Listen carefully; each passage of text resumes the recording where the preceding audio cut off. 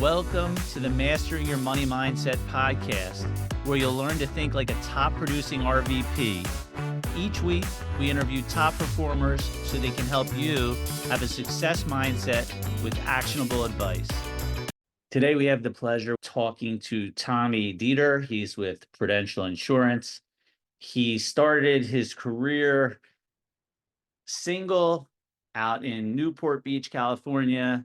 It was beautiful. It was sunny. And then, of course, life happens and things come up. Today, we're going to talk to Tommy about how he made it as an RVP, how he continues to make it as an RVP, and what does he do when these obstacles come in front of him.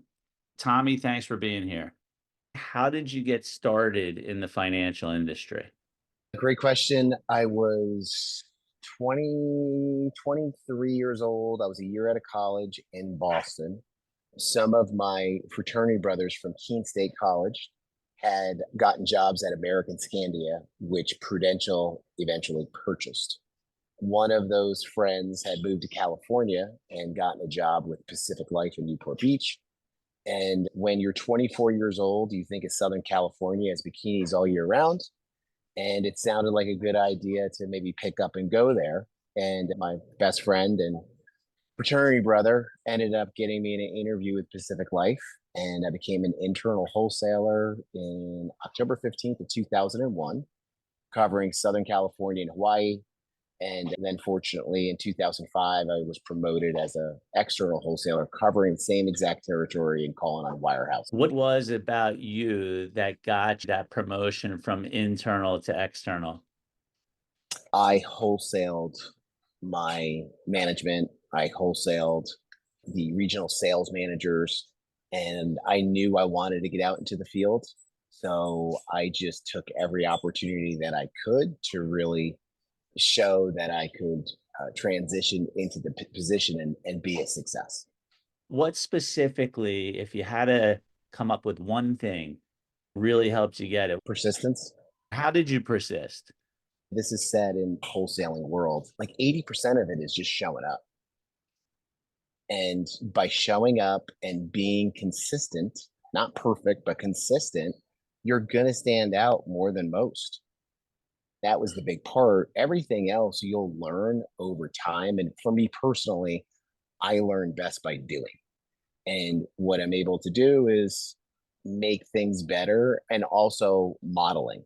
I did spend a lot of time with other wholesalers that I, had a relationship with, that I liked, and I would see what their style was, what they did. And I just took it, made it mine, and just eventually made it better and made it my own style. The people you did model, what were some of the things that you learned from them? Again, persistence, having a simple, repeatable story.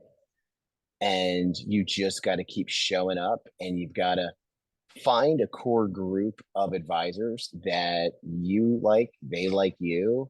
And that's going to be the heartbeat of your business every year moving forward. And some will fall off, new ones will come in. But again, just having that core group. And I would say too, like, you're building your reputation, what you're known for. And for me personally, I'm a man of my word. If I say I'm going to do it, I do it. And I'm quick to get back to people. So if an advisor leaves a message, sends an email, needs an illustration, I get back very quickly. And probably the biggest surprise over my 23-year career, if there were two things advisors have always complimented me on, is you're always quick to return a phone call or an email, whatever I need, and you always do what you say you're going to do. And to me, that should just be the standard for anybody. And it's amazing how many of my competition or other wholesalers don't do those things. And I think this career can be very simple, but I think people overthink it and make it a lot harder than it needs to be. Why do you think people overcomplicate things? Because some people just like to overthink things. Best thing that I think you can do in this business and in most areas of your life is once you dial it in to those habits or those specific habits that will make you successful, get you from your point A to your point B, and you just need to execute them consistently. Again, not perfect, because nobody's going to be perfect, but you can be consistent. I would imagine starting out, and probably even today, you face a lot of rejection. How do you deal with that personally? Great question. Yes. In the beginning, it was very hard and I probably took it more personally than I did. However, over my career, it's just standard operating procedure. It just happens. But you're always finding a way to be of service somehow. So, for instance, they may not like my strategy today, but it doesn't mean they're not going to like it 5, 6, 7, 8, 9, 10 months from now. What I'm doing is just looking for a way to make some type of positive impact in their life. It can do nothing with what I'm trying to sell or I'm accomplish, but if I can make a positive impact somewhere in their life, the law of reciprocity kicks in. What's your process for doing that? What does work best for you to ultimately get them to say, I really want to work with you, Tommy? It's just getting to know them and getting them to know me. Every person on earth, the first time they see someone, they judge them immediately. And I know that I'm judged as soon as I walk through the door. And whatever their judgments are, by me getting to know them and building that relationship and that rapport and showing up and just being authentic, honestly, as they get to know me, those judgments go away. And that relationship is like, all right, he's a solid dude. I like him. He's someone I would like to work with. That has been what has worked for me. That doesn't work for everybody. Also, too, is I'm big on gifts. Somebody has a wedding anniversary. I get do a little card for him and his wife, for the advisor and their spouse. I'm big on birthdays. I'm always sending out birthday cards, a birthday email. A lot of times I'll show up with a birthday card and a small gift.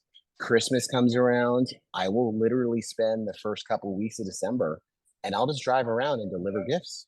That's all I'll do. And I like to do all the extra little things that most other wholesalers are too lazy to do.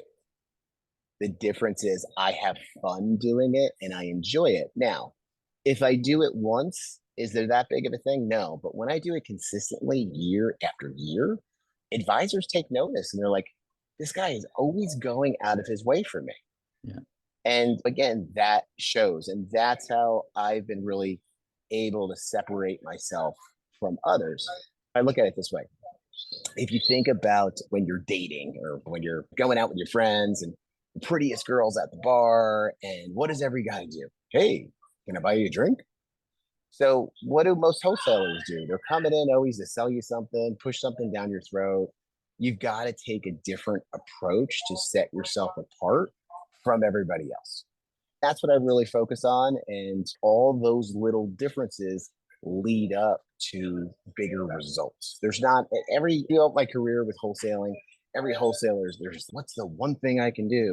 It's not one thing, it's all the little things that you got to do to bring it all together to get the results that you want.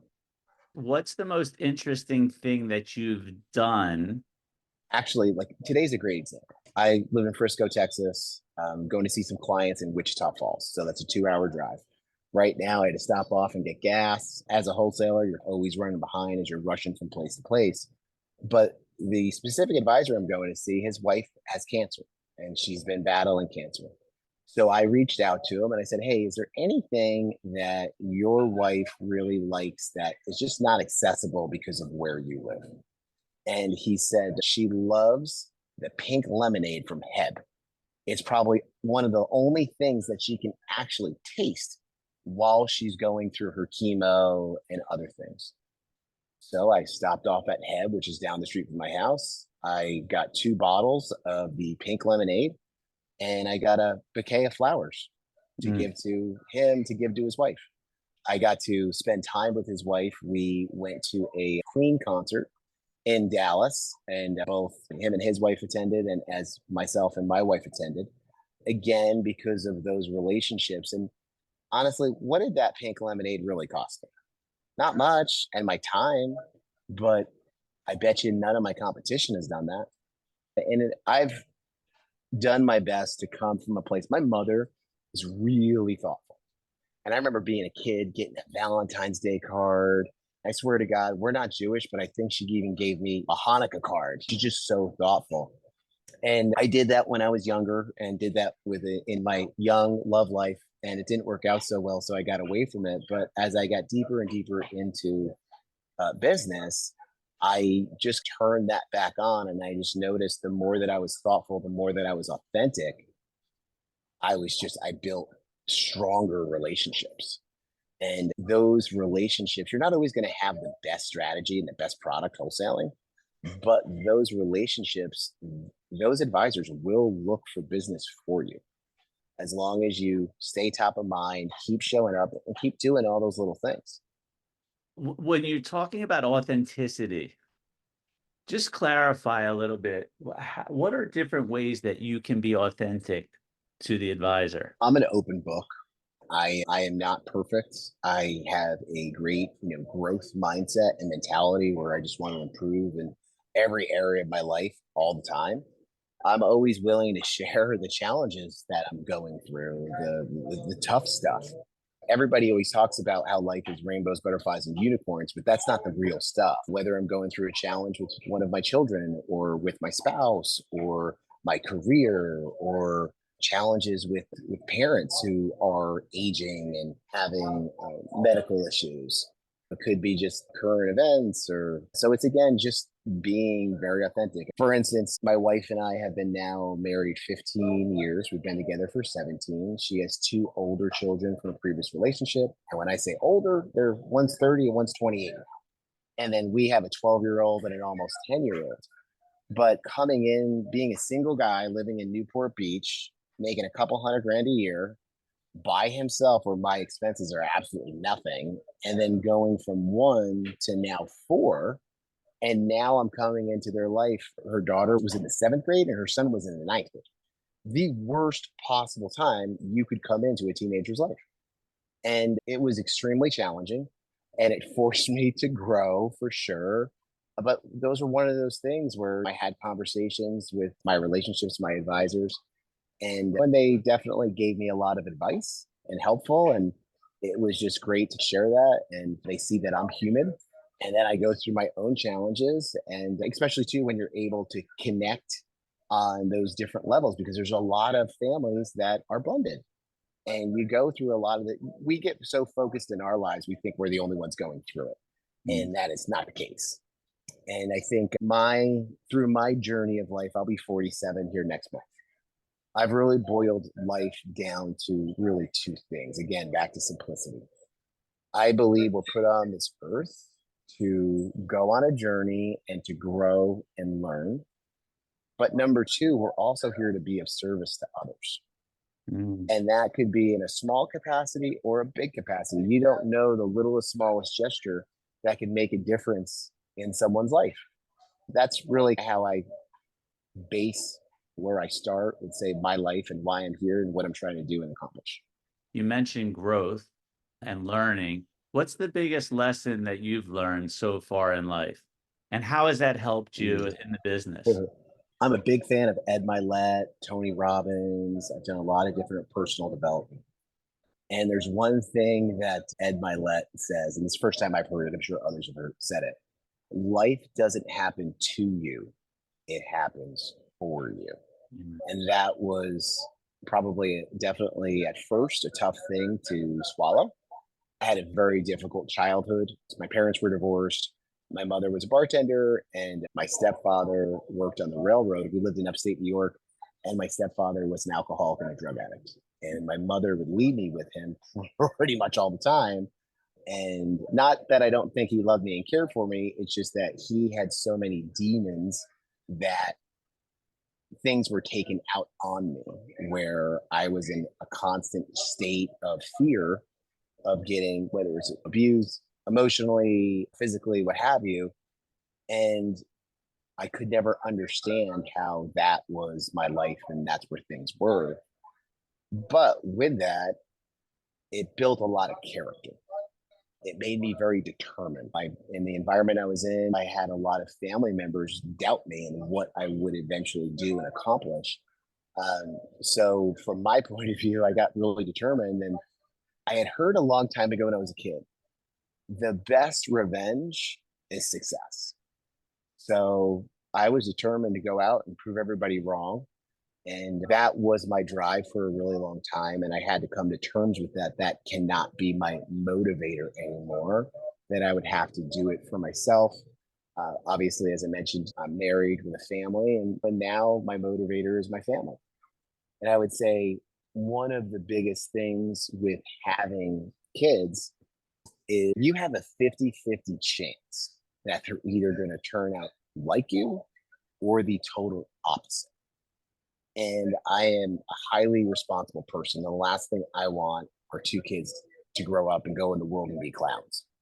So I constantly remind my children that I'm a man of my word. If I say it, I'm doing it. My son yesterday got in a little bit of trouble. He lied, and a father down the street came over to talk to me about something was going on. So I talked to my son about it. And then when my wife came home, he said, Mommy, I got in trouble today. I lied and I wasn't a man of my word. Mm. So and he's 10 or going to be 10. So I think instilling those values now is just so important, and to be that role model and to continue. I'm not perfect, but what I do is I'll work on myself, and when I'm wrong, I'll apologize for it, and I'll do everything I can not to repeat it. How important is mindset to being successful in the business that you're in? I was with my previous company for just shy of 21 years. And I've moved to another company. Just it'll be 2 years in September. Keep in mind, I left California in this first week of February 2020. My previous employer, they needed somebody in Dallas. So my family and I decided to relocate.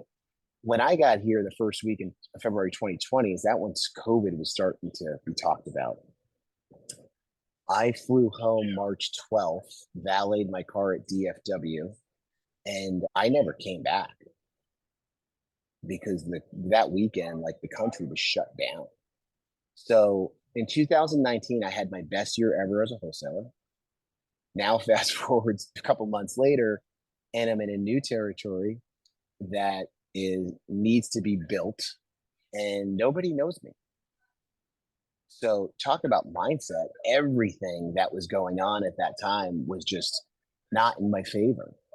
And what you repeat to yourself makes such a difference. What I thought, something I've always said, winners find a way to win. It was that mindset that you just got to keep grinding, keep making the calls, looking for any little opportunity to be able to build a rapport relationship with someone and to show value and what you can bring to the table. Then you fast forward 2 years later in September of 2022, I decided to make a move to another company, and then I'm starting all over again. That was scary because when I originally started wholesaling, it was just me. I didn't have really any expenses. My expenses are dramatically different now, and I had to start from scratch. But again, winners find a way to win. And through a great partnership with my internal, we were able to take our territory from like 1 million a month to 10 million a month. And also, too, May 1 of last year, they changed my territory again at my current place. Challenges are always going to pop up. You just got to be solution oriented to figure out how to overcome the challenge. That goes for every area of your life. You said the words you speak to yourself, the thoughts you Mhm. think are really important. When you're in a challenging situation, how do you actually do it? I try to focus on the questions that I ask myself. So, how do I find a way to win? How do I find a way to overcome this challenge? The bit of education I've done on the brain itself is someone asks you a question right now and you know the answer, but you just can't recall it. It's not coming to you. But then several hours later, without thinking about it, the answer pops in your head. Using your brain, the quality of your life is the quality of the questions you ask yourself. So be mindful of what you say to yourself, what you speak. Now, I'm not perfect. Believe me. Do I have my mind go to a negative place and I'm just kicking my own ass? 100%. But I've got to be aware enough to say, stop. Mm. Please stop and go into a different direction or a different way of thinking. When I had recently made this change 2 years ago to this new carrier I'm with, one thing I do is I don't look at everybody else's sales, because if I do, I'm going to beat myself up comparing myself to everybody else. Like I said, I took over a territory that was doing maybe 1 million a month. So I really was like, okay, I'm not going to look at sales, everybody's sales, for like as long as I can. Now, did I do it from time to time? I did, because I just wanted to see how my progress was compared to others, but I don't do it often, just for that specific reason. So if I'm waking up every day, going out to compete against what I did yesterday, I'm not taking my head out of the game. Where I know for me, if I look at everybody else's sales, it's really going to bother me. And then you go into a negative thought pattern. You suck. You shouldn't be doing this. Figure out another career. And you're beating yourself up all the time. And that's just not going to help. Are there any other things that you eliminated as well to help you stay focused on what you want in your life? You've got to get rid of anything that is a negative trigger point. What do I mean by a negative trigger point? So let's say you're in your home office and you look around. Is there anything that when you see it, it bothers you? It gives you a negative emotion. So you've got to get rid of all that stuff. Any negativity that's coming in, because you've got to remain positive the best that you can to keep grinding and pushing forward. And the challenge with this business is, just like with exercise and dieting, like you can start doing it today, but you're really not going to see any big results several weeks from now. With wholesaling, you're not going to see any big results 6 months from. Then all of a sudden, it's like magic. All this money's flowing in and all these sales, and you're like, oh my God, where'd that come from? And you're starting to see the fruits of your labor. And it just takes time. You just got to put your head down and you got to go and keep grinding until that month comes where you're starting to get some traction. And now that I'm coming up on 2 years in September, I'm starting to feel like I actually have relationships again, where I can go and have a great conversation like the two advisors we're going to see today. It's a 2 hour drive out to see him, 2 hours home. But at this point, I'm just going to see friends. So it makes it all worth it. And if you can build a territory or region with people you like being with, you're in a great position. What's the difference for you when it comes to either giving or taking in the relationship that you have with the advisors? That's a great question. I have a very giving personality, and probably to a fault a lot of times. I don't think taking is the right word. I think receiving is a Good. better word I'd like to use, because I don't consider myself a taker, but I've got to be open to receiving. That's where the law of reciprocity comes in. When I'm bringing value, whether it's to their business or to their personal life, they want to reciprocate. And that just comes down to keep showing up. I think what I've gotten better at over my career is asking for the business. And at the end, or then what specific next steps can we do? I think too many times over my career, I've had a great meeting, a great conversation. I'm like, all right, see you next time. And I walk out and I didn't finish as strongly as I should have. So it's more about those specific next steps, staying in touch, and don't call for no reason. You've got to have a specific reason to reach out to the advisor and just to stay relevant in their world. When you go in and you're sitting down with someone, you have a great conversation. If you don't ask, you won't receive. So, Yeah. what have you found that your ask typically is when you go in? I'm pretty simplistic. At the end of a conversation or a meeting, I'm like, okay, what specific next steps can we take? Who are you meeting with in the next couple of weeks that maybe we can do an illustration on? Usually, a lot of people talk about open ended questions or multiple choice. Are you someone that needs more information? Would you like to do a Zoom with my internal to show you how some of these tools work or to go deeper? Are we ready to do an illustration and talk about a client? Or can we set up our next meeting to give you some time to digest this, and I can come back in and we can go a little deeper? It just depends on the way you position it and phrase it to understand. And it also, too, in our business, I think over time, I've become better at reading people and getting a better sense of whether they like me, they're interested in what I'm sharing. But there's some people that are very stoic and you have no idea. how they're feeling. So I'll actually call those people out and I'll just say, listen, you're really stoic right now. I can't read you. What are your thoughts? What's your reaction? Is there anything I told you you don't like? Just to get some conversation going to get a better idea. Again, you've got to have a focus list and you've got to have a simple, repeatable process to really manage your territory, manage your advisors that you can follow easily. Because again, as if I look back over my career, time right now is I just don't. And what I mean by that is I was up this morning at 5 a.m. I'm up that early because there's things I've got to do for me, and whether it's personal or business, but I know I'm not going to be interrupted. And the dog's not even up yet. Now, once wife and kids get up, now I've got time with them or I've got distractions. And then I'll go all day. And then by the time I get home, I've got two very intelligent, athletic kids. So we've got practices, we've got games. And then I'm getting into bed at 10 p.m. and it's rinse and repeat. So you've got to be really critical with your time and schedule things out and execute to it, because if you don't, you're going to have a hard time keeping your head above water. How important is having a coach doing what you do for an RVP? It gives you a different level of perspective. Sometimes you can get just caught into your daily mind frame, daily grind, and it's more of that accountability and help to expand your mind and your thoughts and help you see your blind spot, where you're coming up short, maybe the things that you're not doing. So it helps me dramatically where one, it helps hold me accountable. It also keeps me working on myself. So for instance, those of you who go to the gym and who's ever worked with a trainer, there's a big difference of you going to the gym and there's a big difference of you going to see your trainer. When you go to see your trainer, it's accountability. You're most likely not going to wake up like, oh, I can miss today. No, you're going because you're paying for it. And you're also learning and able to see other ways to work on yourself with your trainer that you wouldn't do normally because of your comfort level. And it's hard for us to get out of our comfort level. There is a lot of value in working with a coach. And it's funny, I've had some family actually pick on me over the years for having a coach. And if you take a step back, if you've played sports, you have a coach.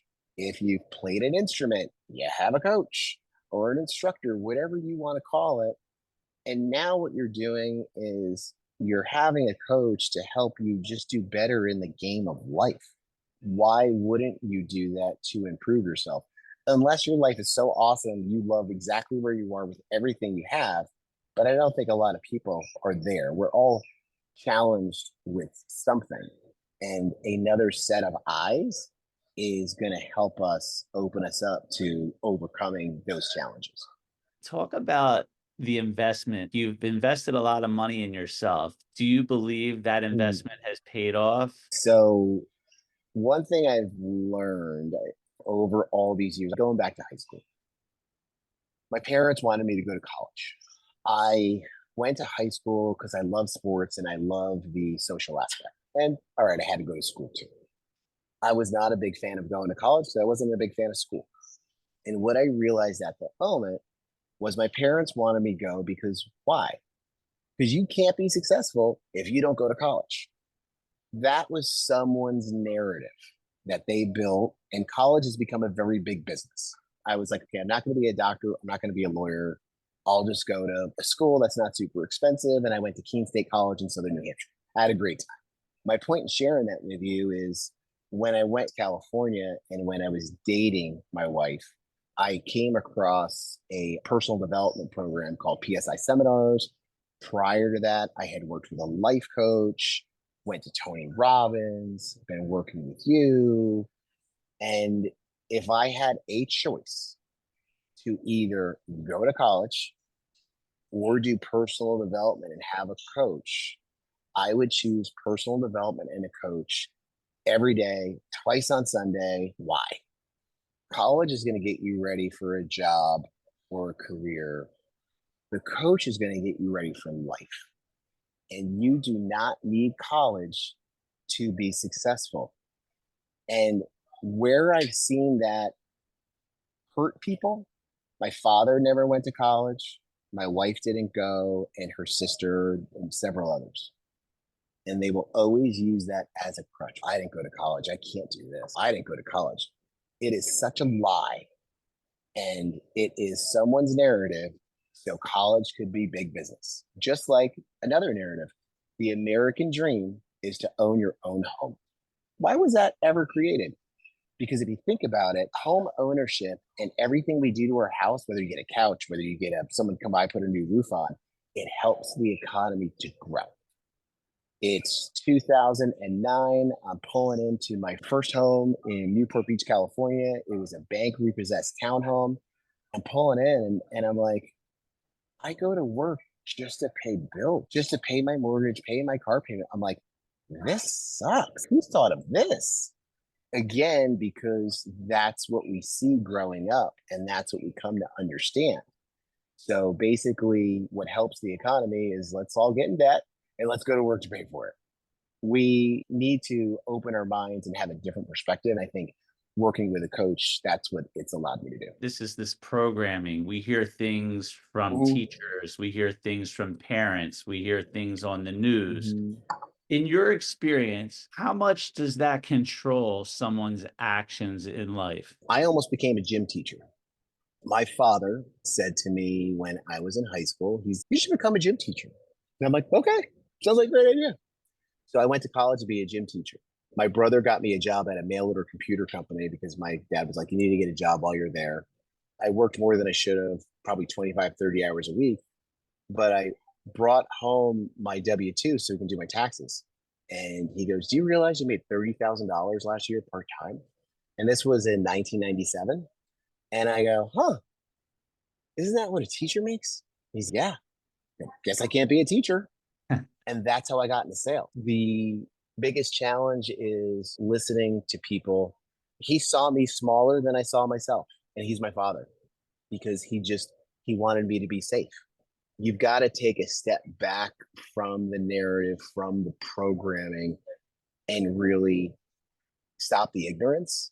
Think about what you really want to do. And if you can't figure out what you want to do, start doing stuff to see what you like and what you don't. It's just really important. And unfortunately, I was very programmed for a very long time. And it wasn't until I started doing personal development where my eyes really opened. I would share working with Michael more recently was talking about program and how we're programmed from 0 to 7 and how basically whatever your beliefs are, whether they're right or wrong, you're just acting or living your life to those beliefs. And to be very honest, at 47 years old, my life is not where I thought it would be. I have not come close to my dreams and aspirations, and that's my own fault. But I spent a lot of time beating myself up, comparing to others. And it was through the last few weeks that we've been working together where I was just like, I was able to forgive myself and just be like, it's not my fault. I was just programmed and I was just acting and living to my programs. Now going forward, because I'm aware, now if I don't act to those dreams and aspirations, now it is 100% on me because I'm at least aware. This journey that we're all on, we all go about it different ways and we have different aha moments at different times. And when's the best time to plant a tree was 20 years ago. The second best time is right now. Just keep moving forward and keep grinding. If an RVP was to remove this programming, what do you think would happen to their business? It would go up and explode. I built a program when I was a young child. And that program, because of being around my stepfather, who was very insecure, I was able to shine. And then out of safety, I would self sabotage to go backwards out of fear of being hurt. I have carried that program with me for a majority of my life. Like I said, I love sports. I was a good athlete. I wasn't a great athlete. But what separated me from good and being great was that shine, but then I would self sabotage. So if you do one thing in one area of your life, you most likely do it in every other area of your life. And what I realized was I started to do that in my marriage as well. Before 2020, at my previous place, there was this thing called Leader of the Pack. It's the top 25% of wholesalers. So over my time there, I had made it 2 years in a row. I've never did it 3 years in a row. What I realized was I was self-sabotaging. So when I realized that, I think it was 2018. And so I was so determined to make it for the third year and break that cycle. I worked right up through Christmas and even right after Christmas to get every dollar and cent I could get in. Thank goodness I made it. It's just amazing that the programs that we have set and what we've done and how they can negatively or positively impact our lives. And I think it's critical for people who view this to really think about this. If you do something in one area of your life, you most likely do it in every other area of your life. So even though you think you're working with Michael to work on your business wholesaling, it's going to have a positive effect everywhere else in your life. And you can't put a dollar figure on that. If you could only share one thing with your family, friends, just one message, what would that message be? Good is the enemy of great. Love it. If you enjoyed today's podcast, here are 2 things you can do right now to get in front of more financial advisors. 1, take our complimentary 21-day mindset challenge. You'll receive a 2-minute video every day for 21 days, which will help you make the calls, follow up, and get more financial advisors as clients. If you'd rather jump in and get even better results, this is an invitation to join our waiting list for a complimentary 1-hour coaching call. Go to michaelfoxcoach.com. Again, that's michaelfoxcoach.com to sign up for the 21-day mindset challenge or get on our waiting list for a complimentary coaching call.